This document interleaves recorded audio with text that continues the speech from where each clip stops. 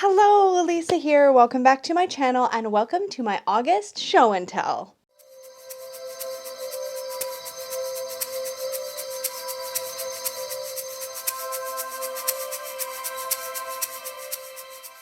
I have so many things I want to talk about today, so I have literally a humongous pile. I'm in a different location. Let me know what you guys think. I really enjoy being over here because then I have like a table, but I also sometimes like hanging out on my bed. So like, let me know what you prefer.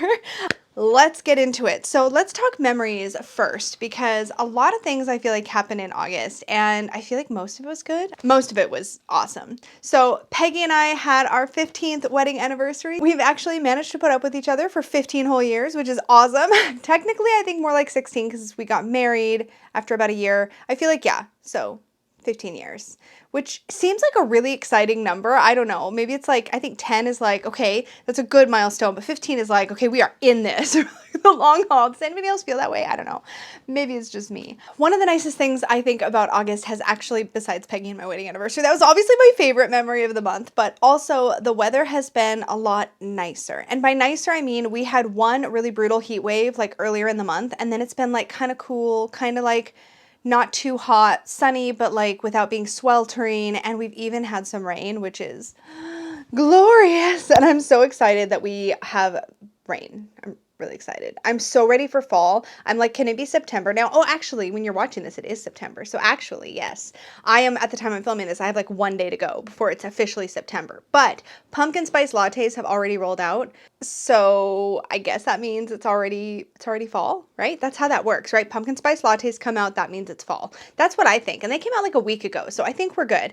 But it's been really nice to just have the shift in weather other than that really nasty like heat wave we had again. That was awful, but that's okay. It wasn't as bad as the first one. The first one was real bad. If you want to hear me rant about that, I think it's in my June show and tell, because I think June was when that heat wave hit. It was brutal. But anyways, the weather's been amazing. I know that seems silly, but it's been nice because we've been able to take our dogs out to a dog park that they love because it hasn't been too hot for them. It's just been like the best weather for doing that kind of thing. So we've been getting them out a lot and that's been good for them and great for me and Peggy too. But like good for us because it's nice. I just get really much more balanced when I'm out in nature a bit more. And it's just, this summer has been really weird between just like general social distancing kind of precautions combined with weird weather things we've been having this summer. I kind of feel like we got shortchanged on the outdoor activities thing. Because when it's like really super crazy hot, I don't want to be outside. And I also don't want to be outside when it's like, you know, too crowded. So it's been hard to find that sweet spot where we get to go do things with people or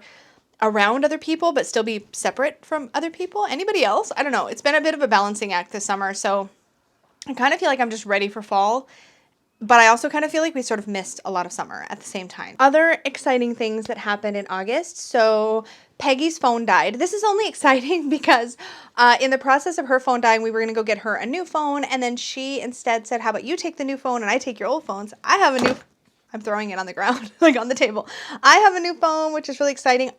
What is the story with all of the bazillion cameras on the back of phones now? Like my last phone was only like 2 years old, but all the new phones have like 3 or 4 cameras on the back and I don't understand why that's necessary. Like I feel like I looked it up and I think there's like a wide angle on here and like a regular lens and like another kind of lens. And like, that's exciting because I can record videos on my camera and on my phone, I could before, but it's always fun when there's fun camera features on phones, but like also why so many? And I've noticed that iPhones and stuff have like 4 or some of them have 4. I don't know. If you know the scoop on all the different like lenses on the back, let me know. I'm super curious to hear because I have some guesses, but I'm honestly just guessing.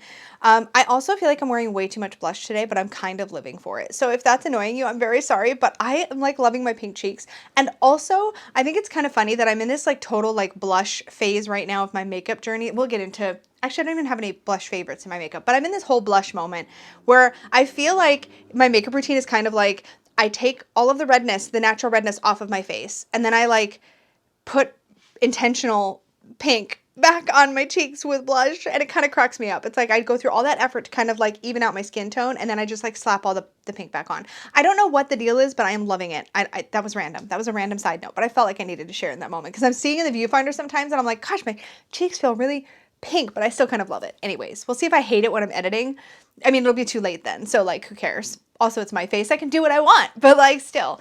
Anyway, So that's been kind of a whole fun makeup moment for me over the past several months. I would say I've been like living for like lots of blush, which blush was always my least favorite part of makeup. Anyway, I'm gonna stop babbling about this because we'll talk about makeup again later. But yeah, so memories wise, the really exciting thing that happened in August, again, outside of my anniversary with my wife, hello, so I don't get in trouble, but I launched Tarot with Training Wheels finally, and Tarot Bootcamp for Beginners. These are my two courses that I have been working on for months and months and months.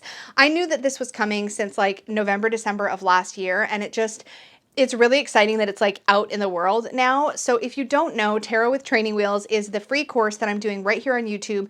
It's really designed to meet the absolute beginner to tarot where they are and just give a simple one keyword sort of method for learning every single tarot card so that you can just get started reading and practicing and playing. My Tarot Bootcamp for Beginners is the course that I launched on my website at the same time. Tarot Bootcamp goes a little bit further. So whereas Tarot with Training Wheels focuses on a single keyword, and you sort of build a set of sort of tarot flashcards with one keyword, which you do with a deck, Tarot Bootcamp for Beginners is like a really exciting course. It was really exciting to make for me because it was what I wanted to exist back when I was learning tarot.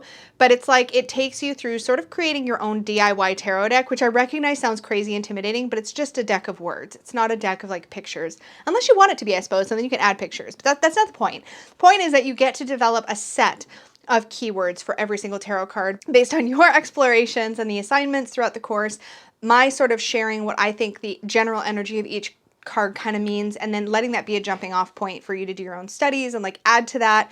But we get into numerology, we get into elements, we get into all these different layers, we get into some really cool sort of areas.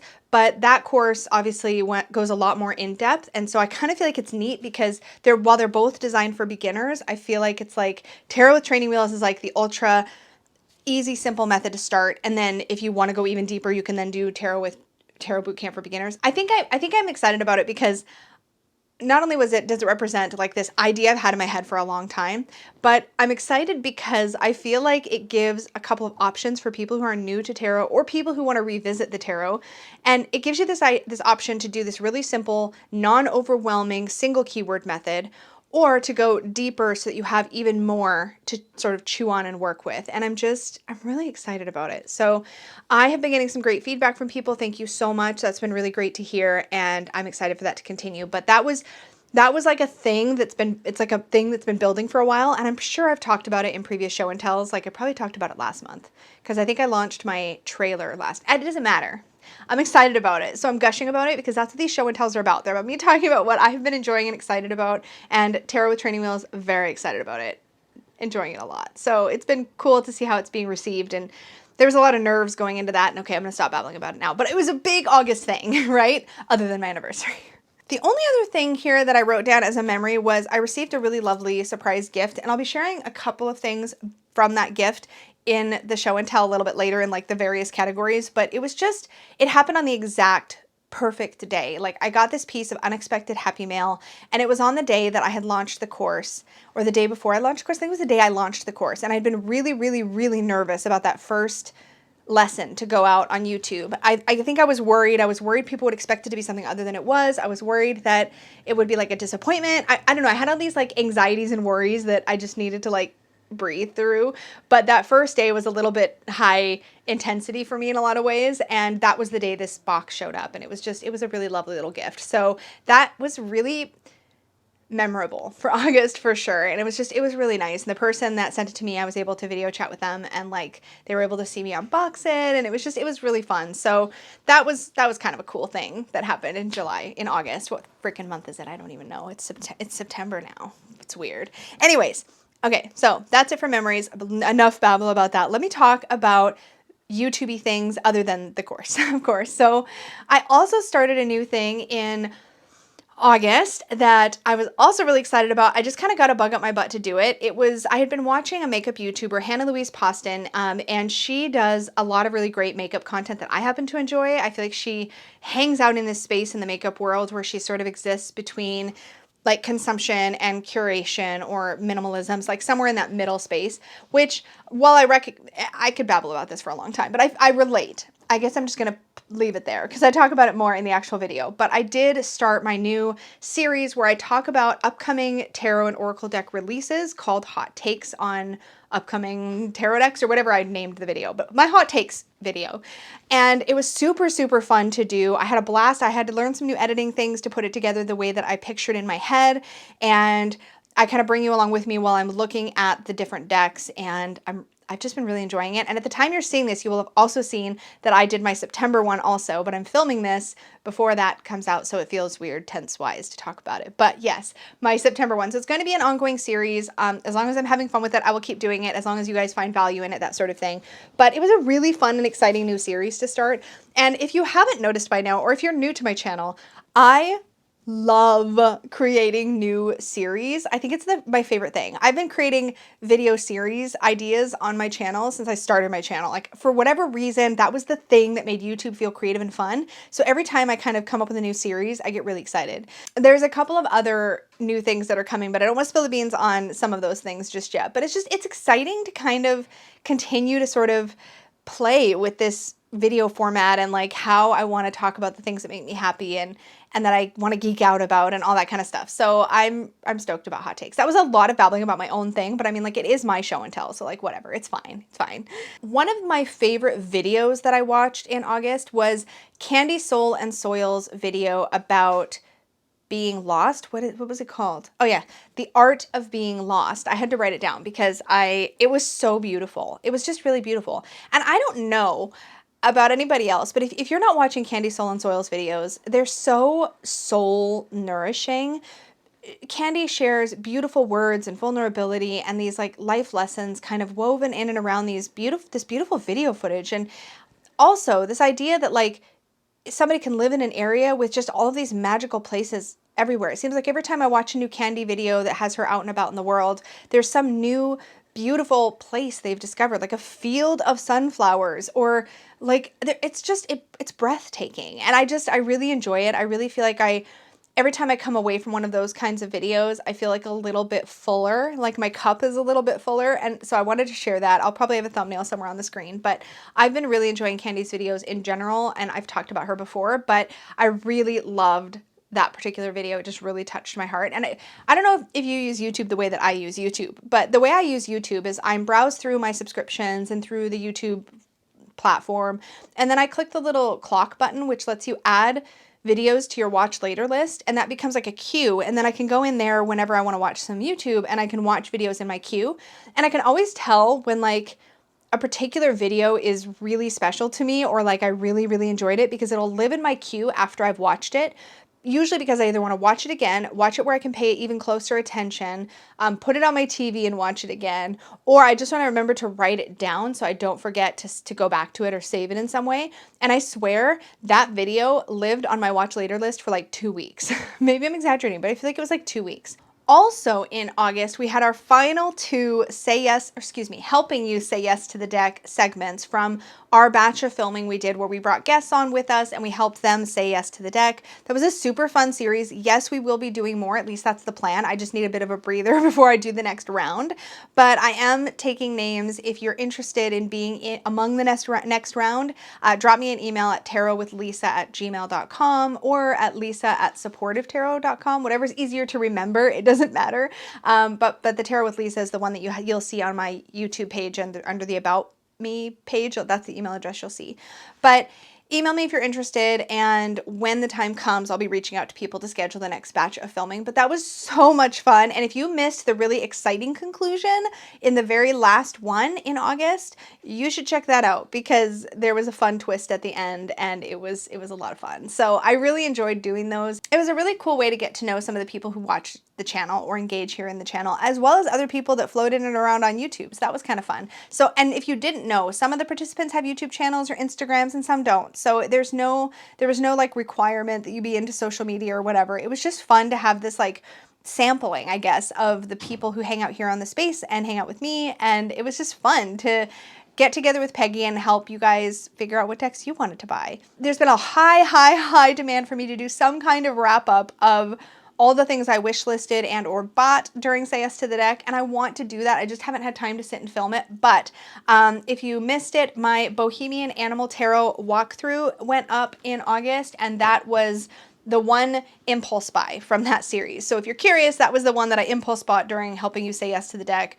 But as far as talking about everything else I wish listed, I don't know. I haven't decided if I want to just do a general chit chat like wrap up, or if I want to do an actual say yes to the deck episode where I'm saying yes to something I shortlisted during that series. I don't know. I'm still thinking about it. It'll probably be a little bit because I just am still figuring it out. But that was definitely August YouTube favorite kind of things. And I've also, the last, I guess, YouTubey thing that I wanted to share that was kind of a favorite from August is I discovered a channel that has nothing to do with tarot or oracle, and I can't pronounce it. I will put it like on the screen or like a picture of it, or like I'll put something on the screen so you know what I'm talking about because it's like German, I think. But it's an animation channel that animates science-y things, and it's super entertaining. Like explains really like sciencey topics. I'm clearly very technical in how I describe this, but it explains sciencey topics through these animations and using very plain speak kind of language. And I watched a whole bunch of them, and I've been really enjoying that. So I subscribed to that channel and have watched a bunch of that. Again, unrelated to tarot, but also something I've been really enjoying. Before I forget, I want to talk about TV and movies and stuff because I forgot that category last month. So I have some catching up to do as far as filling you in on what I've been enjoying. In July, I finished up, Peggy and I watched the Loki miniseries on Netflix. I also watched Shadow and Bone, the series, finally finished that up, which was really good. And Peggy and I went to the movies. We went to a movie. There's a theater near us that lets you reserve seats. They've spaced all the reserved seats out so that there's big gaps between people, so it's a lot more COVID friendly. And we went to a movie. It was the first time in a couple of years I'd been to a theater. It was extremely exciting. I ate so much popcorn, but we went and saw Black Widow, which I genuinely really, really enjoyed. It was a super fun movie. And then that was all in July. And then in August, I think in August, actually, the only TV show, there's two. So I've been watching RuPaul's Drag Race because I'm behind. I think I'm watching season 10 right now. And Peggy and I watched the series Bridgerton, which was super good. It was not the kind of thing I would normally click play on, but it was like really late one night and we were doing the thing where you like click through Netflix to see if there's anything that grabs your attention. And we happened to land on Bridgerton, and we landed on the trailer and it started playing. And I was like, that looks really cute. And we watched that and it was really good. So I know there are plans for, I think, 2 more seasons for sure. And I think 1 is supposed to hit early next year. So I'll be keeping my eyes out for that. But it was good, and it was totally romance. In fact, I found out when I was really invested in the series that it's literally based on a series of romance novels. So like if that kind of like genre maybe isn't your favorite, I don't know, but it's different. There was a lot of things about it that made it feel fresh and new and different and not like the same old kind of tropes. It was really fun. So love that. Okay, let's talk about Magicky Things, which is kind of where I usually talk about crystals. So remember or see earlier comment about the surprise box Happy Mail that showed up for me in August. And in that box, there was a few things, but some of them were crystals. I want to share. I have to like dig through my pile because there's so many things here. But in this gift, there was a whole bunch of really cool stuff. But the things that stood out to me, I got a new little pile of treasure. So I'm like doing this because it's like Schmeagol and the like ring or something. It's like mine. But I got a bunch of new crystal hearts, and they're all so, so pretty. So these ones are goldstone. Now goldstone is a manufactured stone. Oh, well, that one's all the way over there on the ground. I want to pick it up though. Hold on. I wasn't that far. It was fine. I was just being dramatic.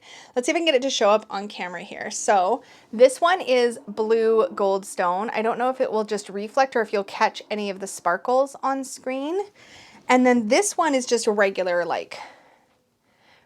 goldstone. So it's got the sparkle and the shimmer. I love these, but the blue one I think especially has got that like night sky kind of twinkle. I don't know. I love both of these. If you work with goldstone, I've never worked with goldstone magically. If you work with goldstone magically, I'd be super curious to hear like how you work with it. But also in these hearts, there's this stone here, which is called gabbro. Are you going to focus? Hello? Here we go. There's gabbro. So it's kind of got this marbled look. It reminds me a little bit of like if Snowflake Obsidian had way more snowflakes. Does that make sense? But the little slip that came with it said it provides guidance for ritualistic activities, especially connected to the cycles of the moon. And then it goes on from there. And I was like, sold, love that. And then there's a few others here. This one looks like a type of agate, or maybe even, this could be, I think maybe it was carnelian. And anybody who's really good at crystal identification, feel free to chime in. This one is cherry quartz. And I have a cherry quartz pendant that I really love. And then there's a red tiger's eye. I love tiger's eye, and I love this red tone. I don't know if it's showing up quite as red as it is in real life. Like in the viewfinder, it kind of looks like it's more like, I don't know, rusty colored, but like in real life, I guess it is I guess it is kind of rusty colored, but there's more red tone in it depending on the angle of the lighting. And then a smoky quartz little heart. I was so spoiled. It was so exciting. And then this one, I can't remember. It's green. I don't know if that's any help. I don't know if it's aventurine or if it's something else. If you know right away looking at it, let me know, because I was not 100% sure. So yeah, I had literally just had to check my nail polish. I'm like, how bad is it? Because I'm holding my hands up close. One of the like most cute things though was this funky little crystal unicorn. Look, it's like a little fat unicorn with wings. I guess technically you could call that an alicorn or a Pegasus with a horn, but look how cute it is. It's so cute. So it lives up here on my little shelfie, so it's gonna go back up there. And I think the thing I probably squealed the most about was this piece of Libyan gold Tektite. What a little treasure. So Tektites tend to be, in my experience, really, really buzzy. I do have a piece of Moldavite. I almost called it Morganite, and I know it's not Morganite, but I have a little piece of Moldavite that I got at a gem show once. So pretty.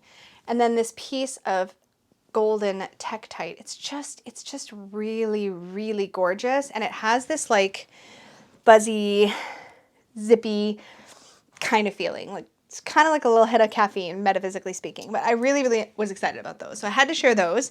And then I think that was it for kind of like magical stuff. I have been really enjoying my malas lately, or my meditation beads. I don't know, however you want to call them. But I've been really enjoying those. I have 3 sets. I didn't bring them to show, but I always enjoy those. And I've been wearing them a lot in August, so I thought I'd mention them, like honorable mention kind of thing. Let's talk makeup. I'm going to keep it short this month because there's 2 products that technically 3. There's 3 products that I'm really excited about. One of them, I have been playing with this palette. It's from ColourPop. I don't know if you can still get it, but it's the Misunderstood palette, and it's the Disney Villains theme. Oh, there's no mirror, so I don't have to worry about the mirror, but these are the colors. I love the holographic backing. The shade names on here are really, really great. Like this color down here, which is like teal here, is called Jetsam, which is awesome.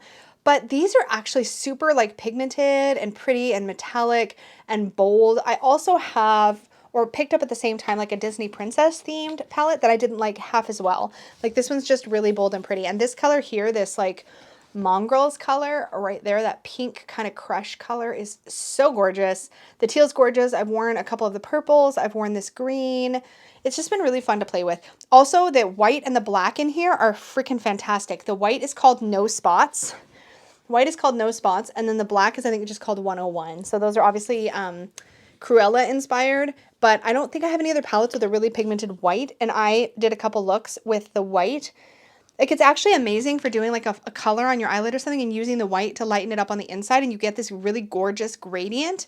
I never knew that about white eyeshadow. So I've been playing with that, and so whenever I need a white, I grab this palette, which is kind of fun. So that's been awesome. And then my little splurges, I think I got these in August, so I think that's one of the reasons that they're in my favorites. I actually went to, I think it was Beautylish, which I've never ordered makeup from, but Wayne Goss had launched an eyeshadow palette called the Luxury Eye Palette Pearl, and it's really, really, really pretty. Look at those colors. This is like, this specific shade is like my favorite, and let me show you. Also, this kind of grayish brown color is also really gorgeous. But at the same time I got that, and I'll keep this out because I have to show you, but I also got one of these Charlotte Tilbury Cream eyeshadows, and this one is in the color Oyster Pearl. I'm going to show you what I've been doing because it's for like a one and done look. This has been so fun. Well, two and done. I'll call it two and done. I've been taking this color here, and it's super soft. So I've just put some on my finger because I want to show you what I've been doing. So I'm going to put my hand here. Hopefully we're focused. So this color is really pretty. It's kind of like a, I don't know, like taupey, Like, hopefully it's showing up on camera. It's not that far off from my actual skin tone, but like just enough. And then I've been going into this Wayne Goss palette, pulling, I'm going to use a different finger, pulling that special shade that I just showed you, that kind of sparkly shade from the corner of the palette. Oh my God, this is so pretty. And layering it over top, and like, it's like, okay, I'm going to do it and then show you because I can't multitask the way some people can. I don't know if you'll be able to tell what happened. It just, the way it then catches the light, it just makes it all look like really like wet and like, oh my God, it's so pretty.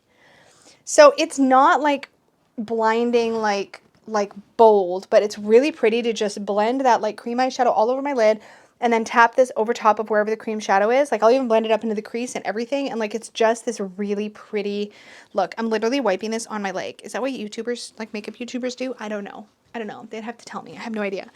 But anyways, I'm going to keep that there, but so pretty. Oh my gosh. It's so like, do you see how shiny and wet it gets? Oh, it's anything.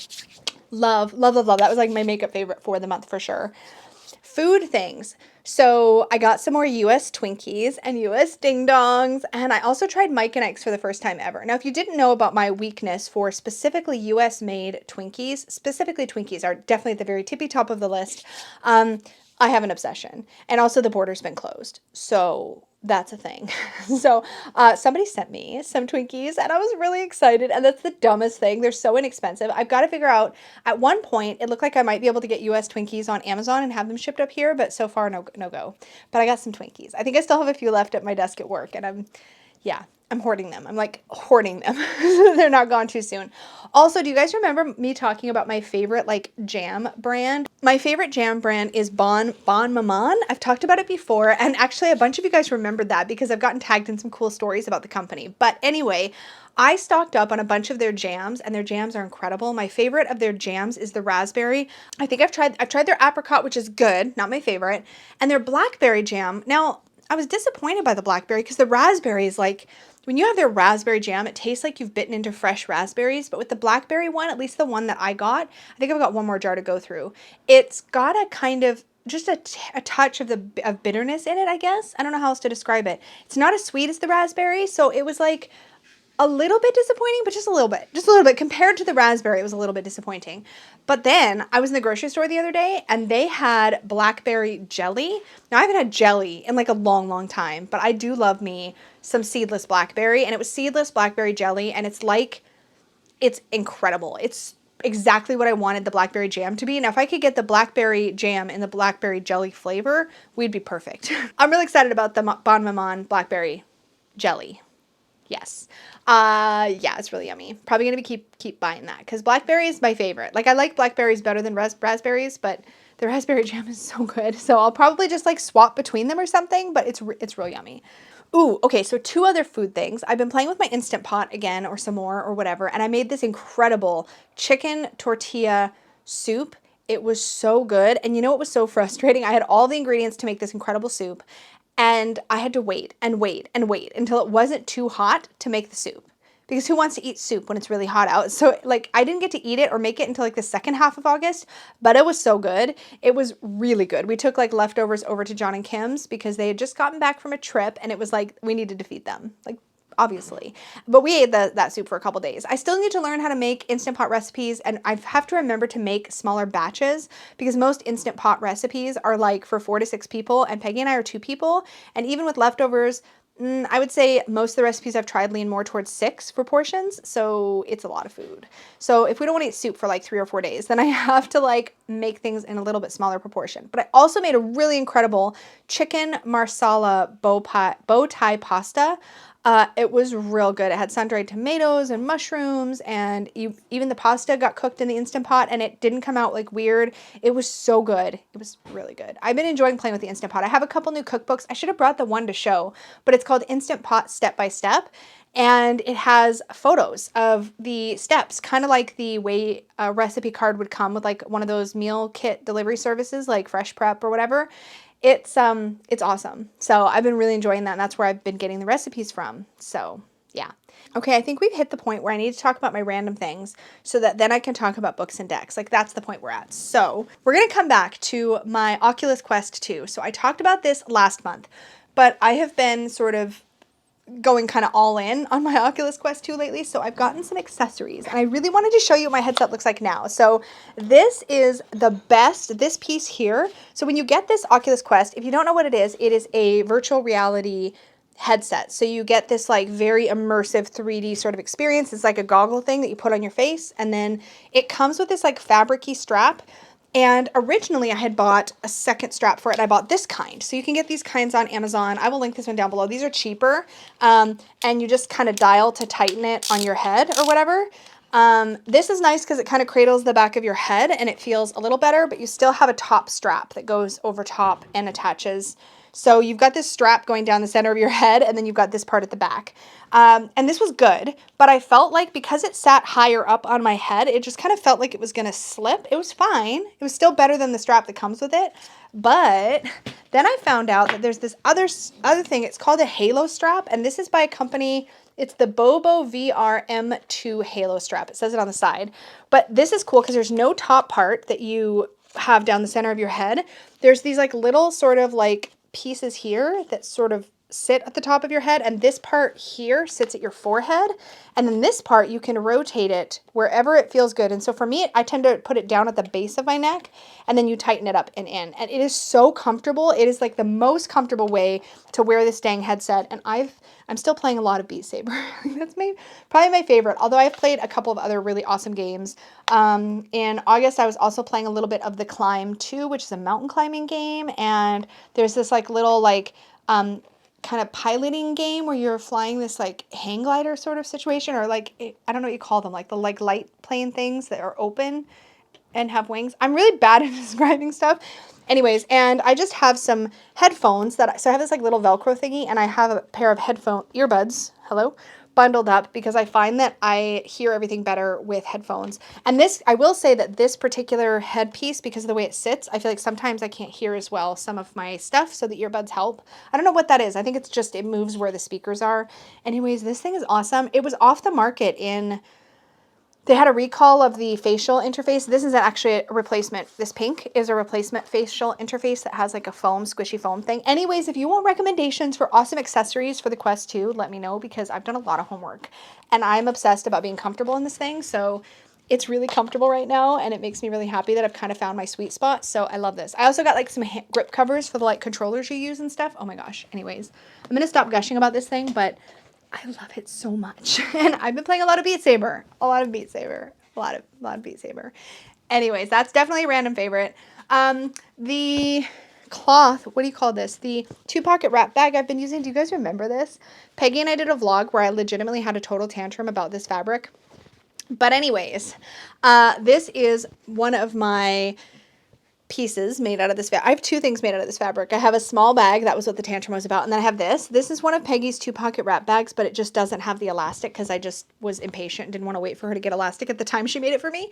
But this has been great, and it works really well with the decks I was using in August. More on that in a moment. But I love these 2-pocket bags because I usually put 2 decks in them side by side in the front pocket, or sorry, in the front pocket, because there's these like 2 compartments inside. So I usually put 2 decks side by side, and then on the back I put whatever the guidebook or guidebooks are that come with those decks. So it just works out really well, and I keep this kit in my bag and use it when I'm doing my readings on the go, which is how I usually do my readings. But I love this. I love this. More techie stuff, actually. I got new headphones.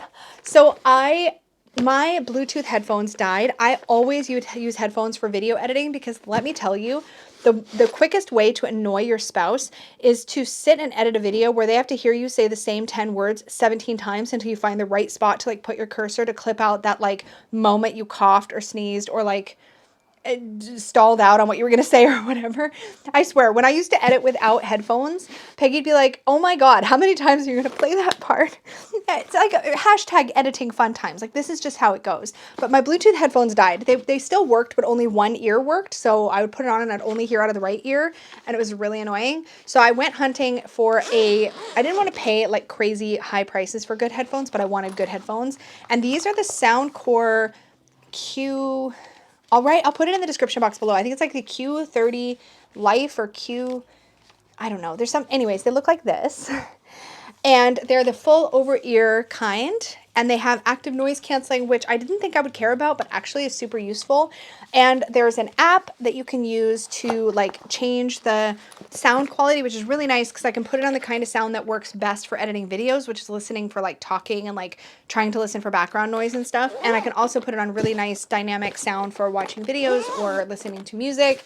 And they were not that expensive. I think I got them with a coupon for somewhere in the ballpark of $50 or $60, which for really nice active noise canceling headphones is a total steal. And I watched a crap ton of reviews before settling on this pair. So highly recommend. They're really nice. They sound great. They're super comfy. The ear pads in the top part all have like memory foam, so they're really cozy and they go all the way around your ear, which is what I prefer. I love them, so I had to rave about them. And other things that came into my life in August, I'm pretty sure it was August, I got new covers for my Hobonichi Weeks, which that was my pen. I threw it on the ground. Hold on. Okay.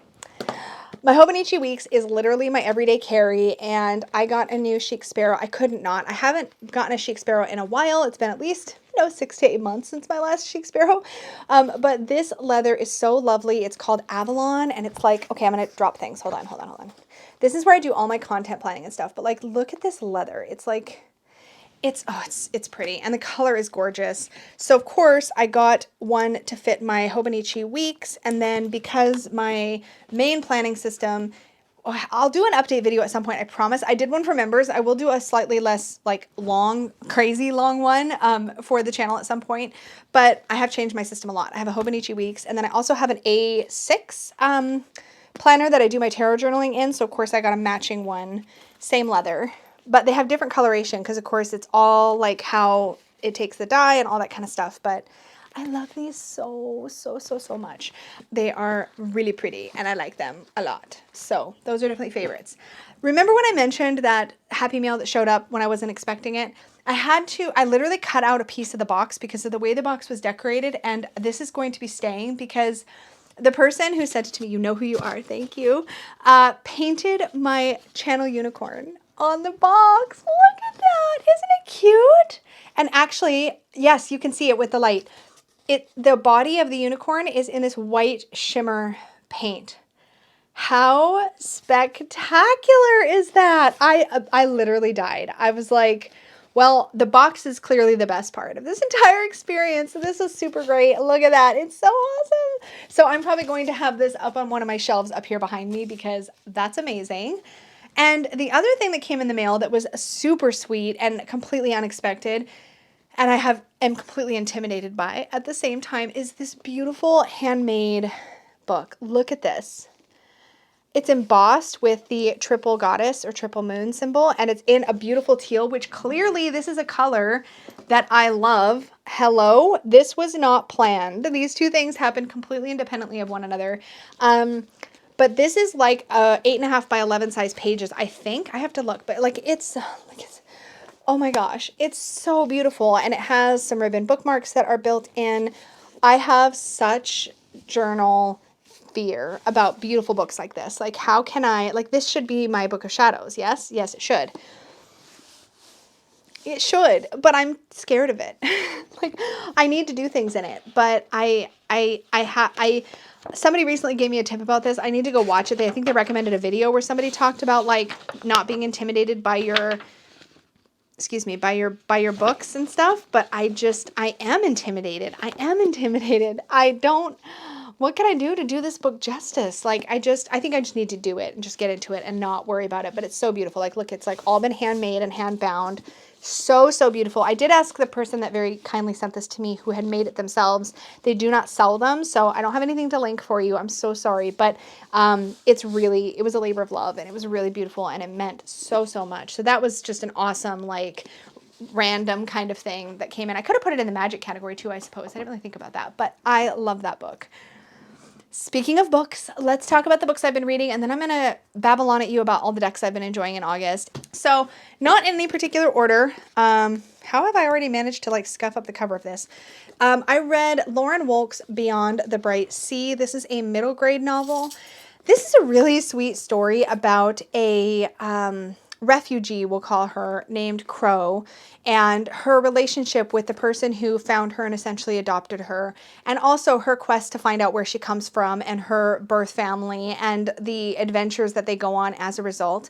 This was a really beautiful story, and certainly one that is excellent if you enjoy stories about found family and remade families and coming of age kind of things. I mean, this was really, really lovely. I don't think it's one that I would reread, but I did enjoy it. And I think this was a book. Yeah, it was a book outlet purchase for me, so I didn't spend that much for it. But full price, it's only like $9 to $12 anyways. And it is the winner of the Scott, oh gosh, Odell Award for Historical Fiction. But it was a lovely little story. So last show and tell, I talked about reading The Hazelwood by Melissa Albert. And then in August, I read the sequel, The Night Country. These were really, really, really good. And again, as I said in my August show and tell, Melissa Albert's writing is very flowy and beautiful and descriptive and visual.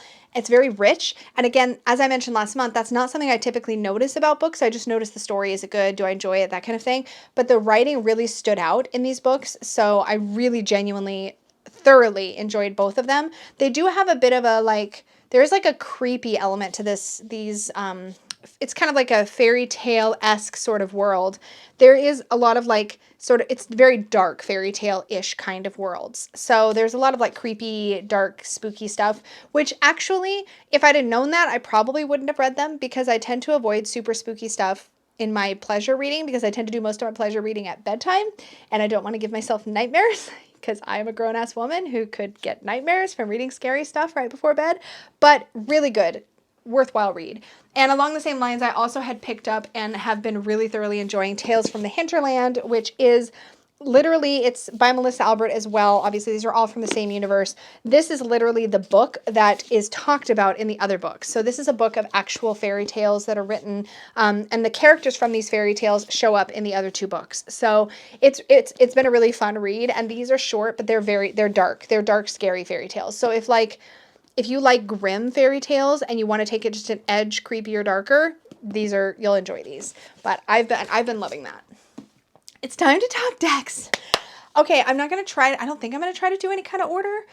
I'm going to talk about the deck I bought in August, and then I'm going to talk, or at least one of them. I think there's only one in August. I can't remember. Anyways, and then I'm going to talk about the decks that I worked with, and yeah. So, the deck I bought in August, I'm really excited about. I bought the Sasarai Bito Tarot. Now, you might be asking yourself, but Lisa, you already had the Sasarai Bito Tarot. This is true. I had the 3rd printing of the Sasarai Bito Tarot.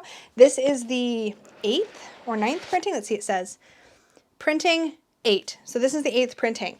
But y'all, I love this deck. I use it all the time, especially in client readings. I tend to reach for the Sasarai Bito pretty regularly.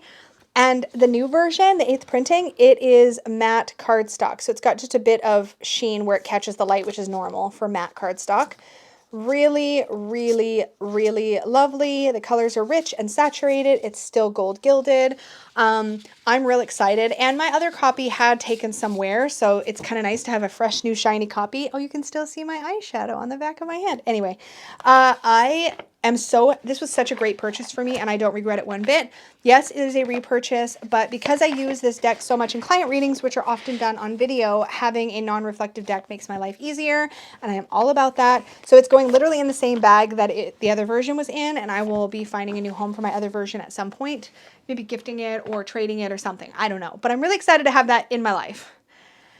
Decks I worked with in August. So the first half of this year, I was doing a thing where I would work with a deck for an entire month, and then I would update you guys about how that went. I feel like my hair's getting in my face. I would update you guys about how that went, and that was really great. And then starting around mid-July, I was like, and I'm done with that. If you have been watching my channel for a long time, then you know, I used to always rotate my decks weekly. That's been the thing that I've done for the longest period of time with my practice, and it helps me enjoy so many of my decks more. And I stopped that because I wanted to just go deep for a little while. But I missed the weekly rotation so much. And by mid-July, I was like, okay, yeah, it's time. It's time to go back to weekly rotation. So I did. So I actually have a little pile of decks here to talk about, which is great. I finally worked with my copy of the Hudes Tarot. This is an out-of-print deck that I've looked at a bunch and pulled out and played with a bunch, but hadn't actually worked with. And it is really a beautiful deck. Is that the title card? Oh no, that's the wheel. This is great. I'm sorry in advance because this is an out of print deck. I have enjoyed looking at this deck for a long time, and some of these images are among my favorites, but when I went to work with it, the entire experience was completely meh for me. It had no depth. It felt like it had no soul. And I don't say that to insult this deck because I actually think it's breathtaking. I think this is a beautiful, I'm going to show you some more cards. It's a beautiful, beautiful, beautiful deck.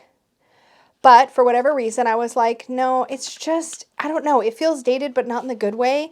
When I would just pull this out to look through it, I enjoyed it so much. But the second I tried to put it to play, like and it read fine. It wasn't like I pulled cards and I was stumped. Like I pulled cards, I knew what the meanings were, but it just, meh.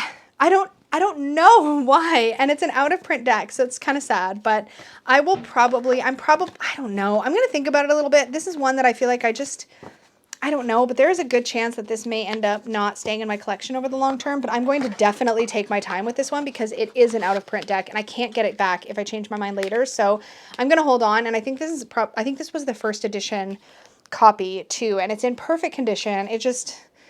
Yeah, so I'm going to wait, but I was not enthused. It might be that this is just not the right season, but so I'm just setting it aside for now. But it is a really beautiful deck. The other one that I finally pulled out to play with is my Les Metamorphoses du Jour by Taroko Studios. Now, this was a Say Yes to the Deck purchase, and actually one that Peggy bought me in a Say Yes to the Deck, which was awesome. This is what the backings look like. And this features the work of J.J. Granville. I always want to call him J.J. Abrams for some weird reason.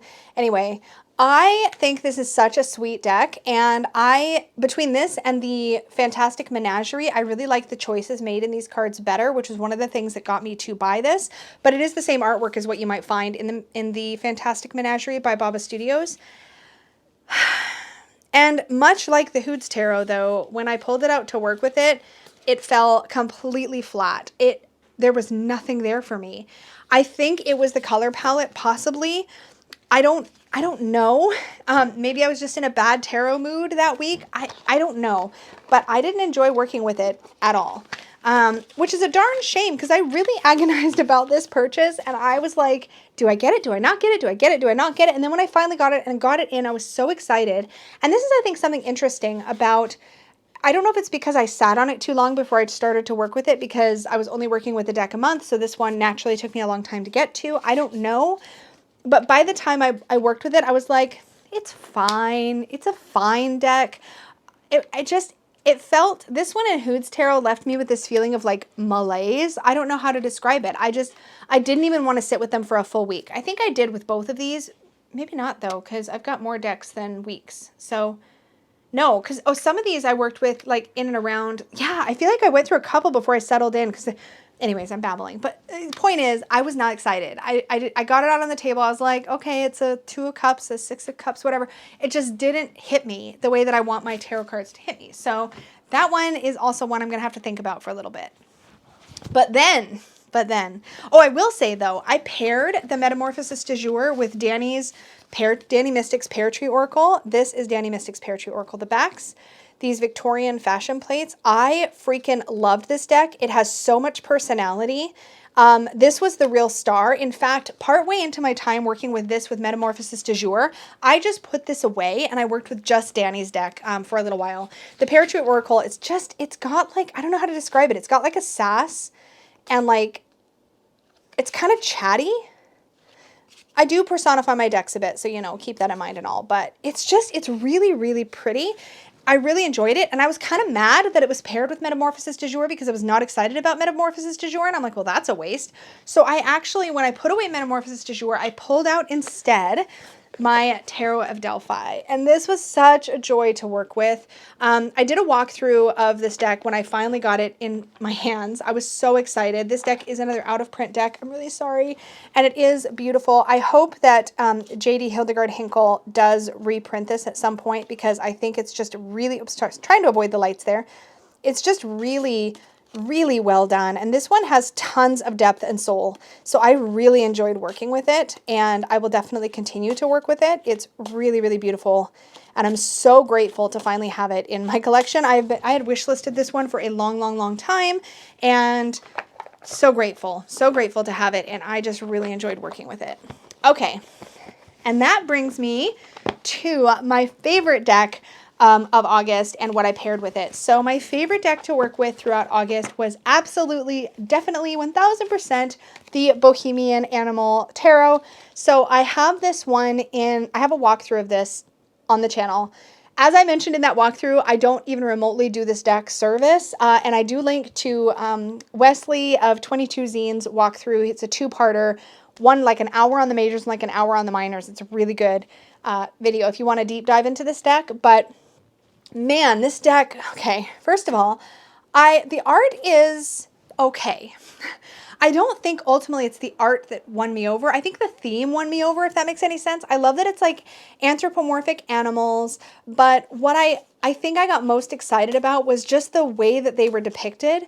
I do kind of have to admit I sort of like this colored pencil style to the artwork. I think it's really bright and colorful. It was so refreshing after Metamorphosis du Jour to have this like sort of anthropomorphic storybook style deck, but with really vibrant colors. But when I tell you that the guidebook for this deck completely surpassed any expectations I had, even during the walkthrough, I was like, oh my gosh, this guidebook's really good. But the moment I started to work with this deck using the guidebook, I was in love. I felt like the messages were really rich and full of meaning. I felt like when I was doing readings for myself, I was able to pull messages out of the animal archetype portion, but also the card description and also the other pieces in here. The guidebook is so good. And I know I talked about that in my walkthrough, but like it surpassed even what I thought during that walkthrough. And you know I was enthused then if you watched that. So this is so good. I did not want to put this deck down. I was having such a great experience. The only thing I'm still debating is whether I want to trim it or not. And I don't know if I want to. Because I kind of like the parchmenty borders. The backs, I feel like if I trimmed it, they would definitely be fine because it's just that like sort of pair of the hare and the fox and the hare, wolf and I forget, on the back. But I think it would look really beautiful trimmed, and I could buy a second copy if I didn't like it, but I keep going back and forth with myself. The other thing is that I feel like this bag matches it perfectly. And this is a standard bag, and if I trimmed it, I'd probably want it in a small bag, and I realize that's incredibly superficial, but is the world that I live in, so I might not trim it, but I do really love it, and I think it would look really cool. Oh no, I decided not to trim it because, hold on, I just remembered. There's one card, I was going through them like Don Michelle suggests, Boho Tarot, if you don't know who I'm talking about for some weird reason. But I was going through all the cards to see, and here it is. If any of the words got too close to the border, and it was this one, the Wheel of Fate. See how close the letter T gets to the border? I was confident that if I trimmed this, because I'd want to trim into that black border that goes all the way, like that small black border that's inside. I realized that if I trimmed it, I would be cutting into the letters because I can't be that precise. So that was the reason I decided ultimately that I wasn't going to. I mean, the bag thing was also a factor, let's be honest, but that was a big part of the deciding, like the final deciding reason. And I paired this with two different decks because I worked with that deck, this deck for almost 3 weeks, like 2.5 weeks I worked with this. And I paired it first with the Messenger Oracle. This is the new edition by Raven Phelan, and I really enjoyed working with this Oracle deck with the Bohemian Animal Tarot. I wouldn't say that aesthetically they pair particularly well, but the messages worked really well together, and I just really, really enjoy working with this deck. It just has a lot to offer. Yeah, I really enjoyed it. This is really vivid and colorful and beautiful, and I think the vivid color definitely stood up next to Bohemian Animal. Really loved that. Almost worked with that for a second full week because I was really enjoying the pairing. And then I paired it with the Nature Spirit Oracle, which is this one. So this is by the same creator as the person who, Dana O'Driscoll, who created the Tarot of Trees. And I really loved this. I really felt like I learned something about the plants when I pulled them. The guidebook for this was another reason. Oh my gosh, the guidebook combination, working with Nature Spirit with its big juicy guidebook at the same time as working with the Bohemian Animal Tarot and its big juicy guidebook was like such a cool pairing. I felt like I got really deep readings, but this is the guidebook for the Plant Spirit Oracle, and it is so good. Like you get, for every plant, you basically get information about the plant, a divination message around 3 different components of the card. So each card has like 3 keywords, and so each one you get a paragraph. And then a bit about the herbalism and a recipe or a suggestion on how to physically work with that particular plant if that's appropriate. This was so cool, and I'm so pleased with this deck. I really enjoy it. I have a hard time bonding with like plant and herbalism kind of decks, but this one I feel like gives me everything I need. It like assumes I know nothing about the plant, because I probably don't, and then it gives me all the information I need to get like an effective reading and to like learn about the plant. So I just think this is excellent. And I've worked with several plant-based decks. I've worked with there's a tarot that's herbalism based that's beautiful, but I felt like didn't give me quite this much in the way of learning. And then there's a oracle. I'm not going to remember the names of any of these, so I'm going to stop babbling about that. Anyway, I really, really, really, really, really enjoyed this. And that, my friends, that is it for my August show and tell. That was a lot of stuff. I am incredibly overheated. I'm going to go like cool off somewhere. I don't know why it got so warm in here, but it definitely got warm.